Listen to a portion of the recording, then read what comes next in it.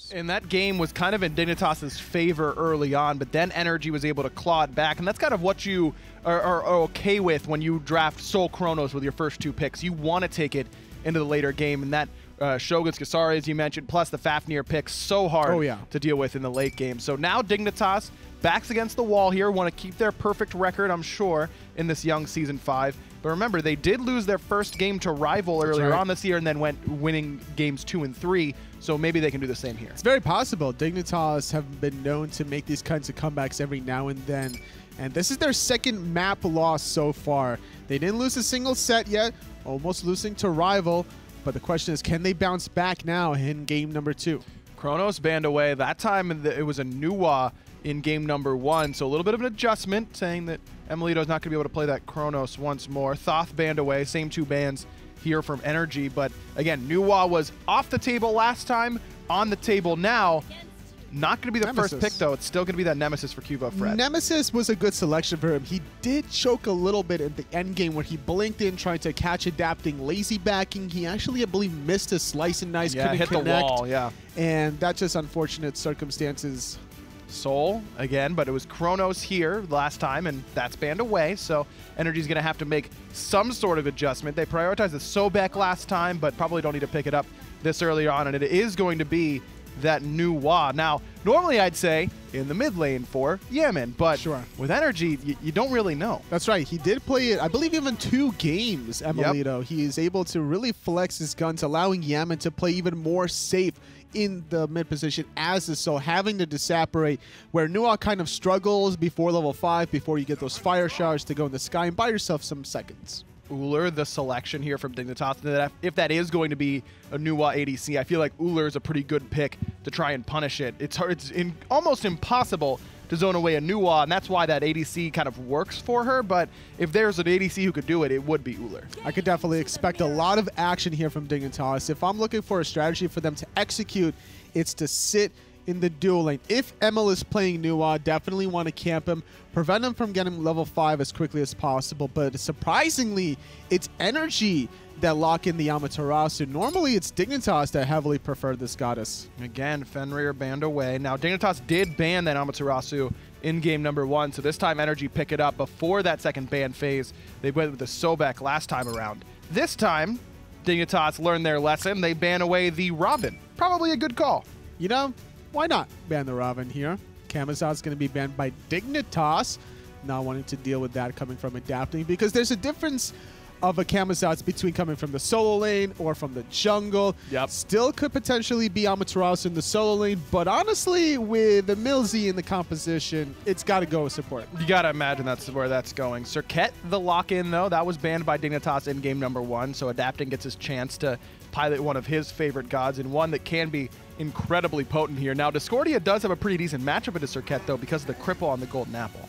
It's definitely doable to be able to shut her down. The cripple is her bane, and Arneo is available, but Geb is the selection instead. Geb is one of these gods that has so much protection, or so much peel rather, for the backline between the knock-up, the Cataclysm, and the shield, to be able to extend these games to this kind of duration. That's why game number 1 was so difficult. Trixtank electing to go away from his warrior supports, extending the duration with the Geb. I really like the Geb pickup. A little surprised that it isn't the RTO or even the Cerberus in the solo lane, but probably going to be that Sobek. And Cerberus on the other side now here for Maniac. So Energy doing a little bit of a different story here. Every pick different outside of that first selection Soul. Do you think that this composition has what it takes to take the 2-0 over Dig? It's possible, but they would need to kind of get off to a quick and commanding start. I think if they kind of stagger a little bit, the late game should go to Dignitas with Sobek and Geb. All right, game number 2 coming your way. On the cast, it's the Savage guy in F-Dot.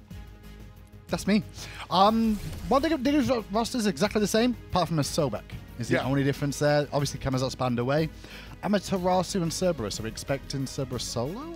I am expecting Cerberus solo. The Sobek pick is really nice because Maniac has been so dominant on the Sobek.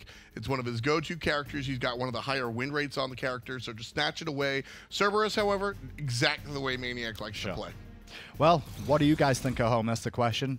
You all vote, well, 52% went Dig? Was it 60? I think it was 62 or 52. 56-44. Well, you were wrong.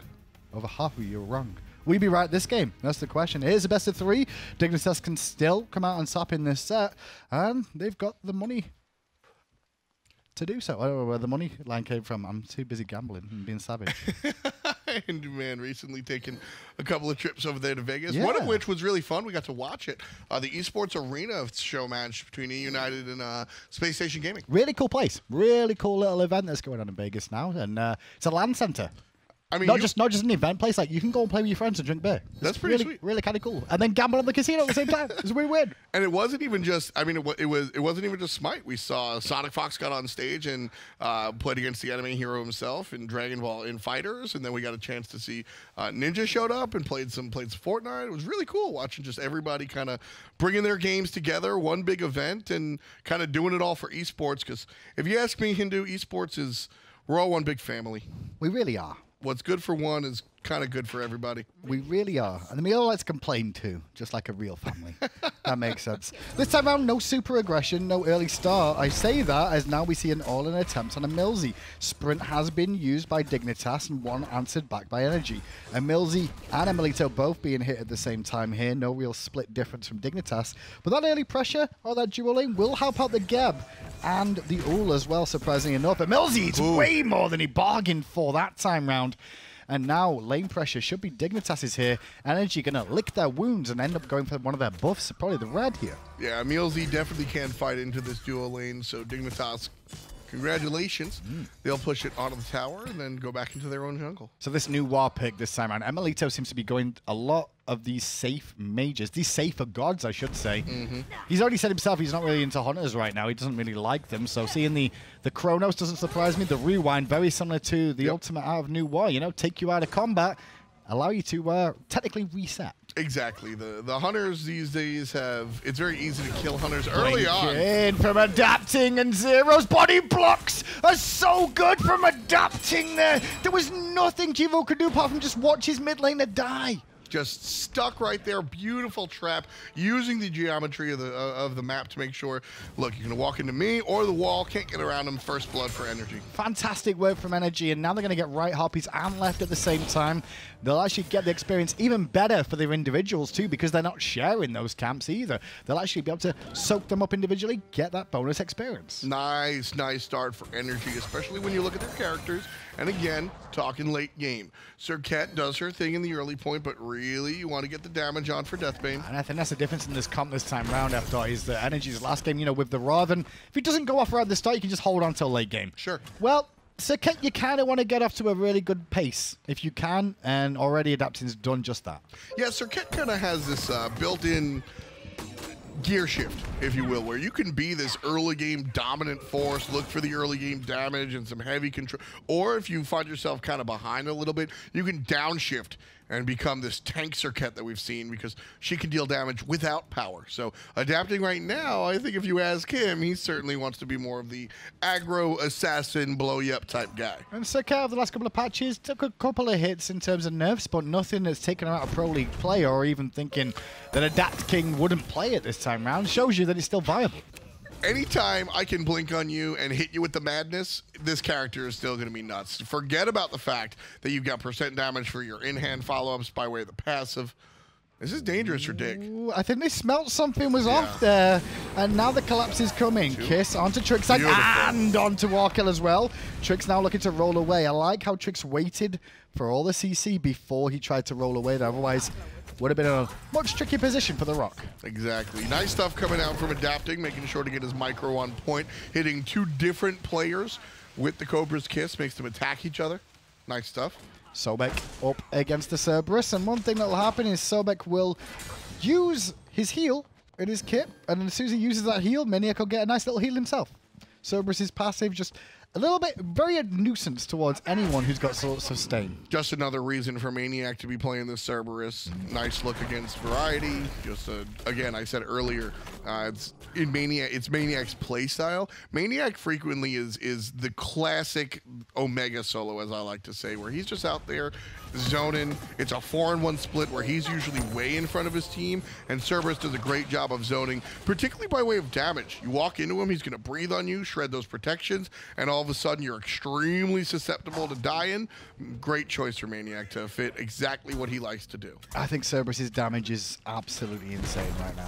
He's like an Ares that can clear. I say that from with experience too, because last night I was playing a Conquest game, just a casual, just you know, and someone was like, the team all picked, and they went, "Yo, Hindu, go solo, go Chiron solo." I went, yeah, okay. It was Cerberus. I went 0-6 in lane, and it was awful. Well, it was awful.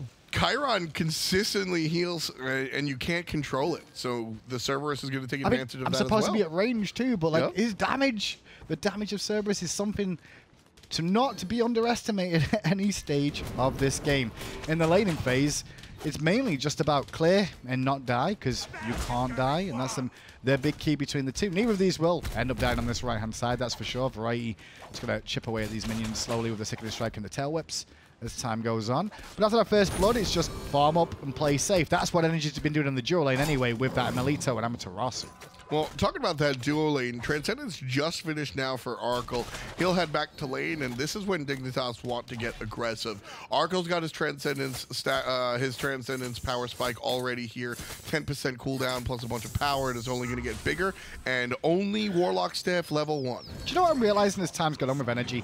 I think they like to give Emelito gods that can impact the fights when he doesn't have to rotate, because I think Emelito just gets bored playing carry. Well, so what he ends up doing, I'm going to carry on. What he ends up doing is he'll rotate on like Kronos or Sol, because he's like, I'm bored, I want to fight. If you give him Neath, if you give him Noir, then he's like, okay, I'll just fire this instead of having to rotate. So they make him stay in lane. For me, it's about Emelito having the same type of impact regardless of the meta characters or anywhere else in between. Emelito made a name for himself very early on in the game of Smite when he's able to come through on these hunters and just crit people to death in the late game. As the original Season 1 crit build kind of left, then he started picking up these Cronoses and making himself the late game impact that way. And now Hunters, not too hot. Kronos banned out here in game number 2. He's going to go Nuwa, a very late game mage, can make the impact and finish off team fights. That's what he did with Hunters. That's what he did with Kronos. That's what he's doing with Nuwa. Well, boots are nearly finished for everybody now, outside of Arkle, who went for that Transcendence, as mentioned, but Magi's boots for the majority. And Emelito going to go for the Magi's boots as well there. Still, those zeros, looks to finish those, has to base now, and that's all down to that first blood, missing that vital experience in the early game. That's going to put him a little bit behind, but probably ignorable as the game goes forward. 1,000 gold separating our teams right now, Hindu, and really that gold more in the Hunter role, I guess? Yeah, pretty much for the Hunter role for the time being. I guess, if anything, some of the gold will definitely be adapting with that first blood as Trixtank gets invested in by Emilzy and Emelito, and Emilzy bit off a little bit more than he could chew there. Don't know about the ultimate really from Emelito more than anything else. I think it was just like, let's celebrate the death of my support. Hurrah! It's actually a dangerous ultimate. Nuwa can wiggle a little bit, but you do see her. There is a circle that shows you where Nuwa's going to land. Not quite the Naja straight up and down, but coming down from that could have been scary. Oh, the axe hits from Arkle, but no follow up with the rain of arrows. Right hand side though, Variety's in trouble. He's going to get hit by the ultimate, so that's going to at least tick a little bit, and the poison will spread to the creep, adapting with his second kill of the game. Now it is important for Energy to make that play because Arkle's showing that he's got all this pressure on the left side, and Adapting showing himself on the right side of the map, he has to get that kill. If Adapting shows up empty-handed or doesn't really get much, then Arkle is free to do whatever he wants because he knows there's no Serket. Yeah, it's definitely going to be a farming lane and the duo lane a little bit more so as time goes on, because Emelito will just drop the fog if he has to. Nice little steal away from Arkle there of that purple buff, making sure it doesn't go over to Energy. Trix will go around and probably pick that one up for himself, but first of all, he'll want the farm. Gold is all that separates them. That 1,000 is still standing tall for Energy. Energy right now, same late game composition that they had in game number 1. So the fact that they have the lead now is having your cake and eating it too. Game number 1, Dignitas was in the lead till about the mid game, and that was okay. I mentioned when you have these late game comps, you give up a little bit in the early game. Here in game number 2, you got the late game comp and the lead. Boy, I'll take it. Do you really think it's late game for Energy though overall? I mean, I think it's a solid end game comp, but I don't think it's like as late. I think they're evenly balanced actually towards the later stages. I think it's more mid game than the composition for number 1. Yes. When we saw the Sol, Kronos, Rav, right? But Serket, Sol, Amaterasu, Nuwa, they're mid-late, late. right? If you separate the 3 stages of the game into 3 individual stages, these characters are coming online in the mid game, but the latter portion of the mid game, and then we'll really a Nuwa with 3 items. You can kind of just walk away from a Nuwa with 6 items. You're gonna die. Well, I mentioned the gold lead, and actually the gold lead I think is going to be on Yamin over that of Zero's here. Mainly because you can see Warlock Staff already finished for Yamin. He's stacking that one up, and Zero's still working towards it, sat with the tier 1 for the time being, only just completed his boots. Yamin now having that means that Energy's go time can be a little bit quicker than that of Dignitas's. Exactly. That's what I'm looking at. Late game for Dignitas as well. Kind of the same. Both of these teams are going to hit their stride in that mid to late game for sure. Blinking, Cubo all invested on, and the ultimate will connect unless the shield comes into play, which it does. He will die. The poison not enough. 1 tick is all it needed. Survivor. All right, this guy had single-digit HP. I think his timing of his shield was great, Low. He actually held his shield to perfection there. Ends up getting 3 ultimates used there by Energy, as Emelito also invested with his ultimate across the map to try and bring him down, but Cubo will survive. Kitting out with that HP, man. Whew. We call that the pawn luck. Back when Pon used to be a pro player and not a designer. Homie would escape from these team fights with 1 HP. That was his claim to fame. And every time. Had one of my favorite emotes on the broadcast platforms as well, just being able to drop the pawn luck emote right there. That is definitely pawn luck for Emelito. Well, it looks like we may see some Gauntlet of Thebes coming out this game around for both the support characters. Obviously, a bit of a difference last time around. Axe just off the mark from Arkil. I'm pretty thankful. I think Emilzi's thankful that missed, because that dash would have been cancelled if it connected, which means he would have been in a lot more trouble there. Especially going to force his ultimate, at least, in the worst case scenario. I mean, Amaterasu is a prime example of late game support. You got a silence, and you got an ult. Yep.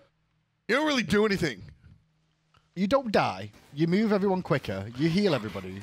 Those auras are more impactful in the late game. Actually, let me see Emilzi. I hope he's leveling that aura. You reckon he is? I really hope so. He's leveling his. It's normally second second. ability. For lane play, you're going to want to make sure you get that reflect up and online. You got a Nuwa in lane. So what's that mean? She's got clear, baby. Does she? Yeah, fog, shinging metal. Shinging metal. I will call that shinging metal forever. Ever since it was designed that way, Adaption's lurking in the jungle there, just around the corner in the ambush mode, looking for a play again, and in he goes towards the mid lane, looking to try and pick up Cubo Fred. Where's your shields this time, Sunshine? Didn't even have to use his blink there. Emelito credited for the kill with the very difficult ultimate. Gets a little bored, use the ult as you said. Told you. That's how they stop him rotating. Listen, Emelito, we just want you to sit in lane and farm, but I want to fight. All right, well, just press 4. Like, every now and again, when there's nothing to do, just press 4. Really important kill going the way of Emelito there that finishes off his Warlock staff. And every moment in lane that he doesn't have that Warlock staff and Arkle has his Transcendence online is a moment that if I die, it's terrible. Definitely. Now that it is the item, he can die a little bit less devastatingly. And with Cubo falling down there, I mean, Zero's on Discordia and Trix Tank on Geb. There's not much they can really do to stop that Pyromancer, so they have to give that one up and surrender it. Arkil looking to try and secure both of these, but Mills, he's watching. Ooh, lucky boy. That looked closer than it told on the scorecards, honestly. Millsy did not manage to find that. Arkil gets the Oracles. Yeah, nice vision for Team Dignitas. Very important vision for Team Dignitas. Earlier today in game number 1, I took note of how early Energy went for the Oracles. Team Dignitas takes them till 12 minutes, but now they know the Gold Fury is could be the next objective. Go back to the wards place, please, Becky's. Look how many wards are placed. This is not ranked. Like, you can tell it. Look how many people have bought wards in 12, 13 minutes in the game, and even the Hunter has bought 3 wards. I mean, the map is huge, and making sure that you're not going to get ganked is a very big part of it. But you can't finish your build if you buy wards. Sure. No, that's all you got? That's all I got. That's all you got? Okay. See, if you would have said that to me, like, sure, I would have been like, well, you don't get gold, and you don't get farm and if you're dead, do you? Well, that's the biggest deal, is that your GPM goes to 0 if you're in the base, right? So. No, I mean, technically not, because you get gold spooling. Right? Yes, you do, Hindu man. Man, Such a savage casting. I can't help it. Well, here was some savagery going on again. Trickstack in trouble from Adapting, who is just running this fight as time goes on. Now Arkell's in an awkward spot. Great ultimate out of Emilzy to avoid the axe, and boom! Emelito credited with a second kill. Adapting is in full control of this game. He is dictating the pace of what happens. 0-0-0 surprise. Adapting is strong in a jungle-oriented meta. What a surprise. Alert. The sky is blue, grass is green, and Adapting's good in the jungle. It's a bit sarcastic, that. It's not normally like you, Tom. Gold Fury started up. Adapting in his zone away Cuvo as long as he can. Zero's going to look to come round the corner. Has the apple available to try and cause some problems, but immediately Energy looks to invest onto him and force him back. Maniac now making a rotation, and the apple will connect with Emilzy to slow him down. Did force Energy off of the Gold Fury, however, which is kind of important at that stage not to get this lead too far out of hand, which is already approaching 3,000 gold. Again, 3,000 gold, absolutely. You can fight into that. I won't say no problem. But you can fight into that kind of... What's the problem? The problem is the mid lane difference in terms of itemization. Like, there's a whole Bancroft's talent lead. Which is why I love this. I love this item coming out from Yaman. Now, this is going to happen nonetheless. Soul really works well with lifesteal because she's in-handing and getting full use of it. But the biggest thing for me is he hits level 15, stretching this to a level and a half, is the fact that Bancroft is so cheap. And he's really making use of this power spike. Like you said, an entire item above his direct opposition in zeros. And it's kind of going the same sort of path with the junglers as well. The junglers in mid lane is so important in Season 5, and you can show their energies. Jungle and mid are very far ahead. And you know, we made a joke. Wards placed. You're not able to get your items. Zeros was placed in 7+ wards. That's almost 400 gold. So if we look at the net worth Kid from Adapting again, and Cubo Fred is the target once more. Ultimate came out from Yamin and Emelito, but it didn't do enough this time round. Trickstank turns up to help try and slow down the pressure in mid, as even Maniac now bringing the doggo over to pressure mid as well. Big rotation from Energy. Variety's staying over there in that solo lane. If this tier 1 tower goes down, it just shows that Dignitas aren't interested in defending it really all out. Well, they're trying to defend the tier 1. No minions really left standing anymore, but Trickstank gets taken for a ride by Cerberus, and Emilzy gets the kill. Now Variety turns up to the fight on the Sobek, looks towards Maniac and Emilzy, but two frontline tanks. It's not something he's going to kill. Look at where Adapting's going, though. He's going to intercept Arkell, who's coming around the corner, and Arkell smelt it beforehand and went, nope, I am not going this way. Energy there, or excuse me, Team Dignitas with a really late rotation there. It looked like they were befuddled in the comms. Weren't sure if they were going to devote themselves to this tier 1 tower or let it go. And because of that, Variety took forever to rotate. It ended up being so much worse, Tom, because Zero's used his full kit in terms of his ultimate as well to make sure they clear the wave. Trick still gets picked, and the tower still ends up falling down. So that's the example of a team stuck between two decisions. Team Dignitas aren't sure if they want to defend the tier 1 tower. If they do, Zeros uses the ultimate. Variety rotates immediately, comes from behind Energy Esports. Don't care if they get a kill or not. You've defended the tower. Or just relinquish it. Walk away. Variety doesn't have to rotate. He gets the tier 1 tower on the right side unless he gets teleported on. Perhaps most importantly, gets the farm to even himself up with Maniac. Because you chose both of those decisions, you actually wind up with the negative side of both of them, which is Variety rotates, loses the farm, and you get picked off in the mid lane. If you choose one of those, you come up with the positive side of one of the answers. Unfortunately, just stuck between two decisions. Problem is, though, Eftar, I think they're going to have to rely on Arkell a lot this game now. Obviously, Maniac is great, but he's a Sobek. He's only so much he can do in terms... He's more control than damage orientated this game. And Arkell's going to have to be the backbone of trying to carry this team out of the slump they're in this game. Because Zeros and Cuvo are both so far behind. They're almost 2k gold each behind their counterparts. I think that Cuvo Fred is still very relevant here. Discordia has definitely... we'll see her later. Yes. It's definitely... We'll see her later. Yeah, you're not keeping up with Yaman. I'm split pushing. It's just not happening. I'm split pushing until full build, and then I can get back in this game. Yeah, pull the old Adonis. Just walk away, farm someplace else, and then rejoin the squad a little bit later. Well, will we see a contest from Dignitas? Gold Fury pulled. With Yami, Arkle, yes. And Emelito and Clay minions in tow. Trixtank has no blink just yet. Is level 12, however, not got his secondary relic.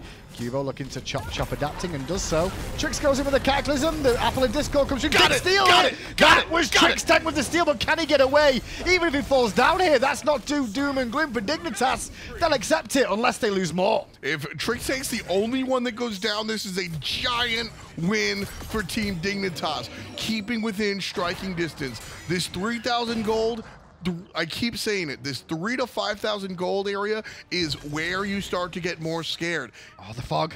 Sneaky, sneaky fog. The dog's in the fog. He knocks up 2, forces 2 sets of beads, and in goes adapting. Goodbye, Zeros. We hardly knew you. Yamin trading out with Arkle, and the trade ends up going relatively even there, but sneaky, sneaky fog effed up. Set up an ambush here.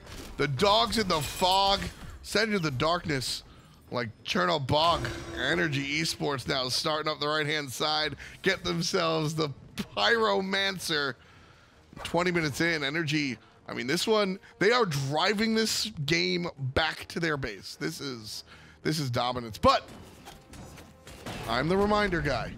Remember what Dig looked like in game number 1. They were winning. The graph looked just like this, but in Team Dignitas' favor. Oh, gotcha. So maybe Dig can flip it on its head as well. Exactly. Okay. I mean, Energy did a great job to fight back into this one. Dignitas, up until this point, are undefeated. 4 matches and do not have a loss. Speaking match-wise, of course, best of 3s. They've taken all 4 of their best of 3s that they fought into. And you want my biased opinion? Yes. Dignitas is the best team right now in Europe. Well, maybe Energy will help you shut your trap, as Sobek would say. Yeah, and I love that. I had very choice words about this support trade and between Energy and Obey. I thought Obey was going to come off and just be the better team. And Emilzy and Energy have absolutely swung my opinion. I love, and Emilzy came out and said, like, you know, I saw FDot's video and kind of made me want to prove him wrong. Yeah. Dude, I love that. Prove me wrong. I root for that. That's our job. Our job is to call it as we see it. If we think something's wrong, it may be. Right hand side, something could be wrong for Variety here because he's going to be careful of the rotation coming in from both Sol and Amaterasu, as Arkle is being put in a tricky spot here, has to beads away from the danger zone that was adapting. Oh man, Arkle, what happened there? Adapting didn't use his taunt.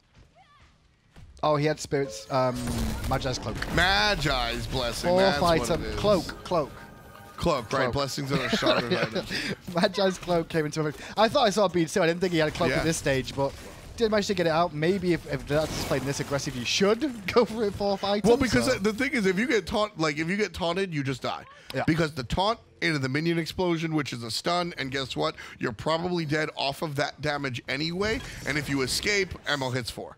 Well, Arkle and Cubo both hanging around here. It's a 2v2 on the left-hand side, as it's currently a 3v2 on the right-hand side. Sobek coming back from Variety had his teleport available, chose not to use it on that engagement. And so another tier 1 tower now down, and Energy get a little bit more gold in those copies. Ping's coming out of the Gold Fury. That's down for another minute and 35 here. I wish I knew which team was pinging, because what's interesting, is it a lack of rotation at the duo lane? Nobody was there at that point in time. Interesting. And now this is one of those scenarios where we go back and we ask the player, and it's like, oh, Zeros had to plug his mouse back in.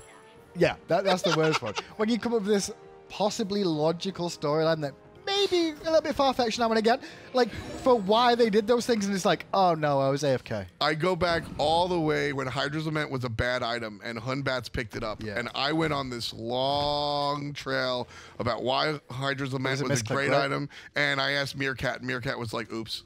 Yeah. Venenu did that to me as well.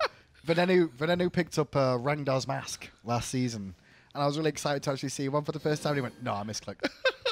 I misclicked. I didn't mean to buy that at all. I went, oh, well. Well, never mind. At least we're honest about it, though. We don't hide behind the fact that we're like, I think that's why he did it, and it's not true. Well, I mean, yeah, exactly. It's, you know, sometimes we got to... That's one of my favorite things, is to come out, because I'm an observer. I observe what these players do, and I use my knowledge of the game to sort of understand why they're doing it. And then after, I go, So what really happened? And if it matches, then I pat myself on the back. And if it doesn't, then next broadcast we go, well, this is really what happened. Well, this is what happened this time. Or then next broadcast you change and then you're wrong again because it's gone back to what you said originally. Gold Fury about to spawn any second. Oracles just went down for the side of Energy too. And very, very telling Gold Fury this time around. Dignitas did steal the last one away. Yep. But after that is what happened that got worse. Trix dying followed by, I believe it was Cuvo. Cuvo followed that up with the death of the Pyromancer because of the fog bait. Big picture-wise, though, Energy did not get what... That was a VVVA. That was a set up an ambush here. We're hiding behind the wall, wipe the team, get a Fire Giant. Energy get 1 kill, and so all they can get is Pyro. Trix tank dies, but Energy can't get the Gold Fury. Team Dignitas are losing a couple of members, but every time keeping the game within striking. Do they defend this here? They have to at least get involved. Too late. Nice job by Energy. Yeah, Dabson's kisses were just too good. Trix ain't going to get pulled into the team. Has Cataclysm, so everyone's going to back away there. Then they're going to engage onto him. He only Cataclysms, but doesn't catch a Millsy. Still investment on Trix, but on the backside, look at Maniac. He's in trouble. Cuvo chasing in. He will find that kill. Trade. Hiding in the stealth is Zeros, though. It's a 1-for-2 exchange that Energy come out on top of, not counting the Gold Fury. Dignitas very lucky. Energy don't decide to chase that one because that's the second time this game that I saw 2 decisions for Team Dignitas. Or I guess let's give the team the benefit of the doubt. Maybe they got caught in the middle of the first decision. Do we defend or do we not? Team Dignitas, if they defend, has a chance to actually snatch it away, but they could lose the ensuing team fight. They lose the ensuing team fight without snatching it away because they looked like they were stuck between 2 decisions again. Well, Pyromancer goes down and stolen this time by Variety with a nice little tail whip to pick that one up. And Millsy just a little bit too early with that silence, unfortunately, which allowed Dignitas a small window yet again at staying in this game. Again, staying in the game, the most important thing here. 5,000 gold.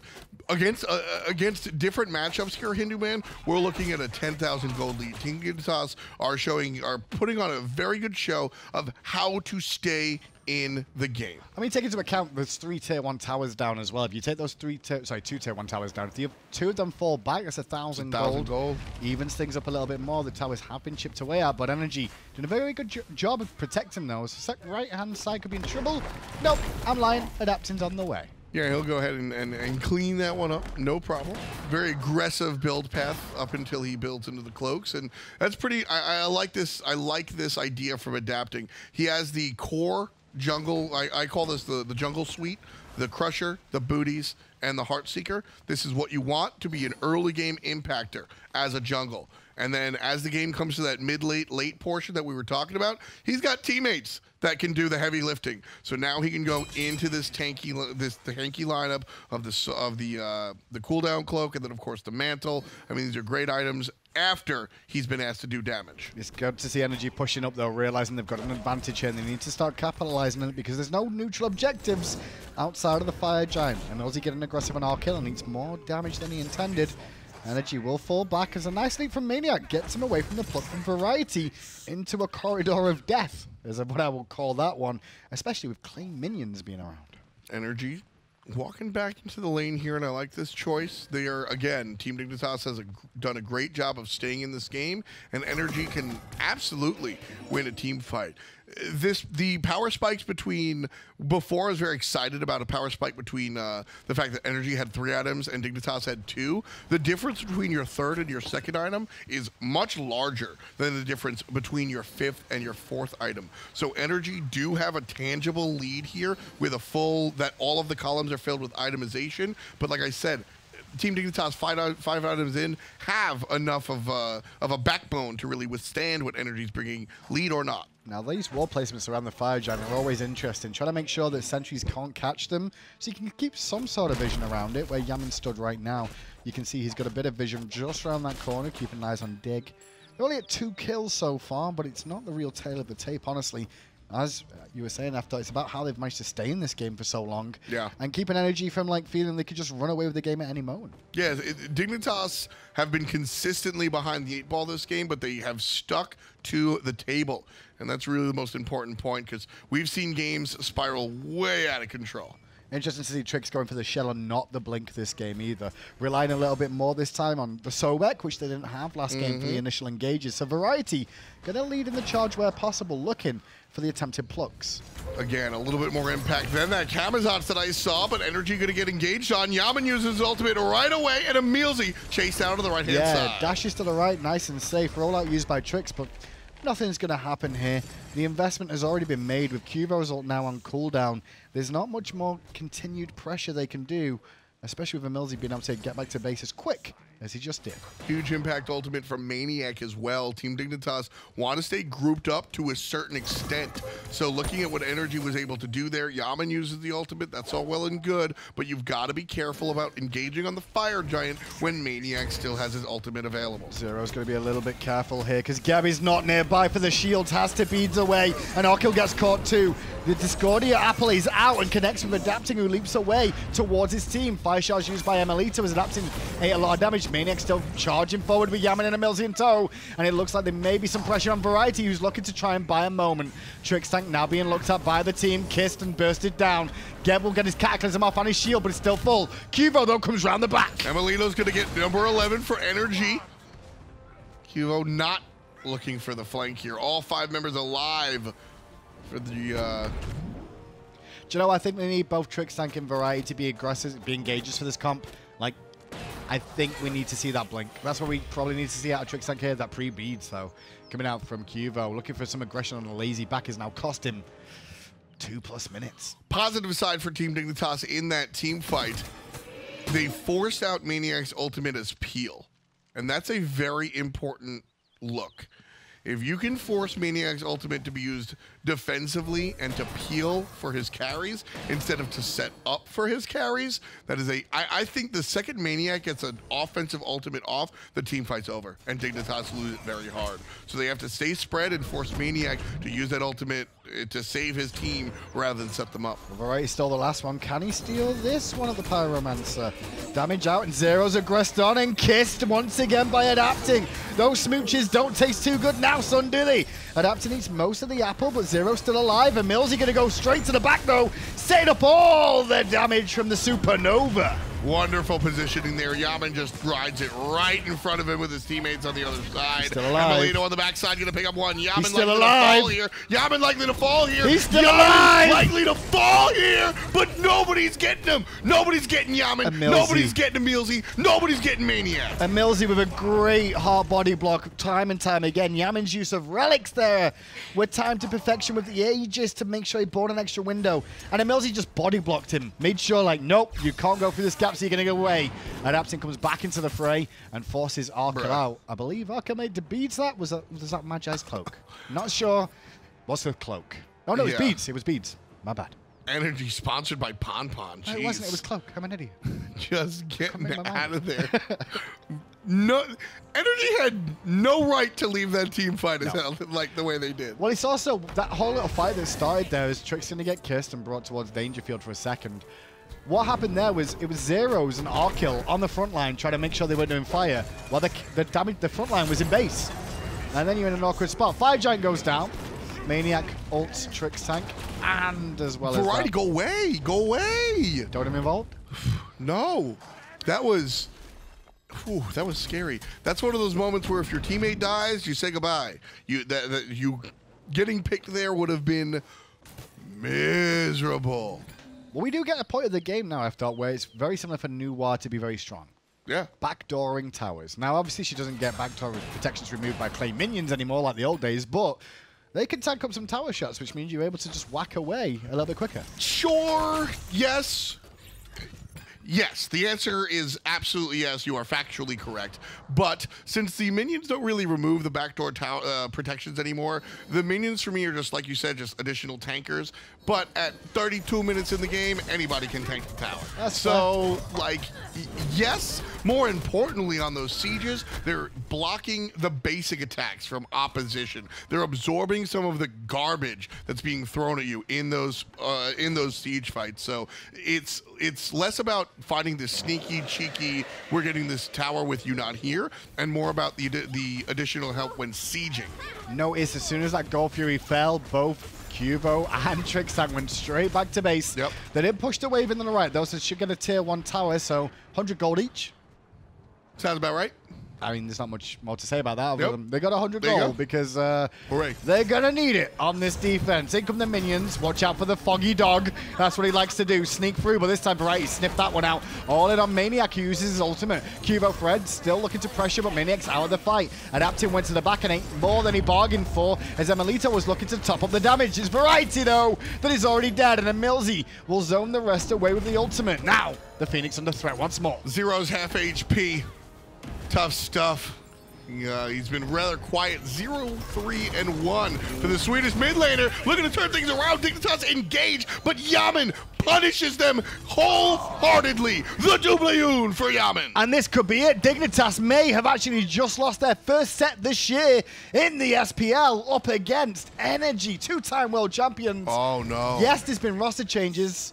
Are they going to go for this? The burst damage out of Arcaline Zero is very real here, Cooldowns? Hindu Man. Maniac is tanky, but he's in the yellow. Emilzy just barely above it, again tanky. All in from the boys of Energy, trying to make sure they get their cooldowns off. The focus really on the Titan. Arkill gets one, but it won't be enough to stop Wow. Energy. Out of control here. I almost said the defending world champs earlier because they're playing so have in the past. Energy, new support, who cares? They're coming really correct. Fantastic work there by Energy. Very interesting set between the two. Game 1, all Dignitas at the start. Ended with Energy coming out on top with that late game comp. Game 2, different story. Energy just led from the start, adapting. Exactly. This was just adapting, got the Circuit, one of his go-to characters in the past. Nothing's changed. He gets the 3 items that I said, allows him to be powerful in the early game, and then hands the game off to the late game characters like Yaman and the Hunter. Who do you guys at home think was the MVP in that game? My money's probably on Adapting's early game that just carried his team through, didn't really put any pressure on elsewhere. Like, the rest of his roster could just do their job. Exactly. Game number 1 was team versus team. Dignitas did a great job, just barely losing that one out as they find their first loss here. This second one, Adapting show. Well, I said over to Aggro and Tolly on the desk to recap Game 2, and Energy's 2-0 win. I think we could safely pencil in every Energy win this year as at least some degree of the Adapting show, but this one in particular, Tolly, felt like it was all adapting. It doesn't matter what you ban away from him, honestly. They tried to focus him out with the Raven and the Camazotz, but that just wasn't enough of a selection for him because he went to his Circuit, something that he was a staple for, known in Season 4, going about 5-0-9. This game specifically really led to a lot of easy kills also for ML's Nuwa. It was just impressive stuff, and this Nuwa ADC continues to win now for Energy. 3-0 when they put that mage in the duo lane. What leads to the success with putting Nuwa on the ADC? It's the pressure that you can build to start or to strike first, so that way they're not pressuring out your Nuwa first. And that's the idea and the mindset behind picking the Amaterasu before the secondary ban phase. Dignitas banded away in game number 1, knowing that Energy's Emilzy really prefers this god, and he's always been playing aggressive with it and making a lot of the setup plays for not only ML on the Nuwa, but the rest of his team. Well, surprise, surprise, it's Adapting as your MVP for game number 2. He grabbed it in game 1 in a close vote, but this one I'm sure wasn't even so. 5-0-9 as you mentioned. The player damage 16,000, but the majority of that came in the early game, which is where it kind of all started off for Energy. It just goes to show you that the aggression is followed by the blink plays, something that a lot of these Season 5 junglers really heavily prefer, and not being able to escape with Zeros at all. Zero's under constant pressure in this game. I mean, everyone was under constant pressure whenever Adapting showed up. People were sure to die afterwards, and that's what's so difficult about handling this Energy squad here in Season 5, and that's kind of what it feels like how they did in Season 2, Season 3. Season 2 in particular, though, I think, where Adapting is unstoppable no matter what you're giving him, and then the rest of the team just gets to look so good off the back of that Energy look unbeatable. Now, normally Energy are known for starting off splits and seasons rather slowly and then picking up the pace as it progresses when it's time to buckle down and be serious, you know, pull an all-nighter for the exam test, but not this time. Energy starting things off really strong so far as week 3 is still progressing. They've now only lost to Rival, beating out Dignitas, which would have been undefeated now, losing to Energy, not even to a 3-game set. And keep in mind, too, that one loss that Energy had was in week 1, so that slow start that you were just mentioning could, I guess, be attributed to that, at least in some degree.